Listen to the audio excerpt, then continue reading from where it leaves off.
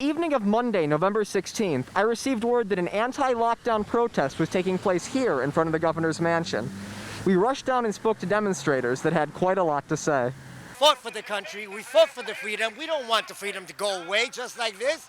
And this, like they say, it's a 99.99% survival rate. What are you afraid of? It's more scary to eat at McDonald's. You have more likely a chance of dying from eating McDonald's than coming out here with COVID. The protesters set up shop at the intersection closest to the mansion. They were equipped with megaphones, signs, and even a pair of hazmat suits. One demonstrator remarked that it's not a real protest until at least 3 media organizations and 4 police officers show up. While the officer threshold was met, we were the only media presence.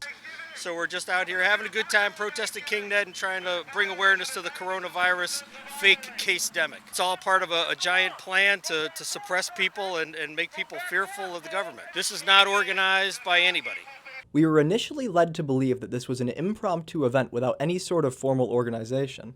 We later found out that this wasn't the case when speaking to Connecticut Libertarian Party member Jonathan Johnson. Kind of a grassroots organization sprung up. It's the Connecticut Liberty Rally.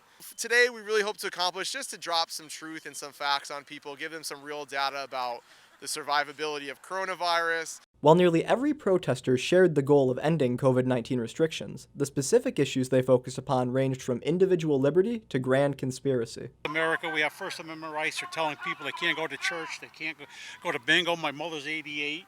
She can't go to her exercise, she can't go to her bingo, and it's having devastating effects on her psychologically and physically. And what's next? Next is vaccines, mandatory vaccines. What's after that? They're going to chip you so they can track exactly where you are. So no matter where you are in the world, they got you. Not a single one of the people we interviewed wore a mask despite their proven effectiveness at halting the spread of coronavirus. In fact, Aaron McCool started his anti-lockdown crusade in response to the mask mandate at his daughter's preschool. She's 3 years old, and I asked the principal and the administrator of the school very specifically, do 3-year-olds need to wear masks to go to school? And they said absolutely not. And on September, the governor changed his mind about children in a child care setting and said that they no longer are exempt from the mask mandate and they must wear a mask. And the only person who wouldn't return my phone call or email was the governor. So I started chasing him at every event I could get to that I could find him at, and I've started coming to rallies at the mansion because my 3-year-old doesn't need to wear a mask to be safe to go to school because the death rate for children for coronavirus is 0.00003%.